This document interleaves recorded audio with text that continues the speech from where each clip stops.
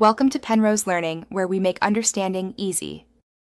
In this video, I will explain how to play Final Fantasy XIV online.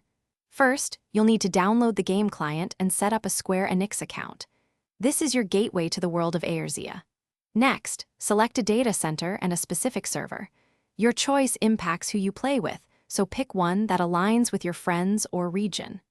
Remember, the free trial provides a substantial amount of content, letting you explore before committing. It's a great way to experience the game's unique charm. Once you're in, it's time to create your Warrior of Light. You'll pick a race, gender, and customize their appearance to make them uniquely yours. Then, select an initial class. This determines your starting combat role.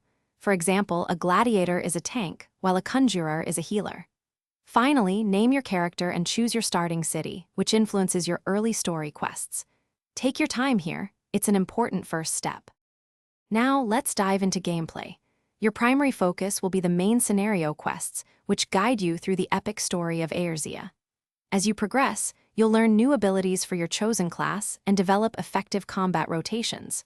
Don't forget to participate in Fate, which are public quests, and dungeons for group content.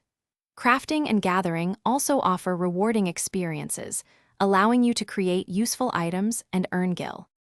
As you grow stronger, consider joining a free company, which is FFziv version of a guild. This is a fantastic way to connect with other players, make friends, and tackle challenging content together.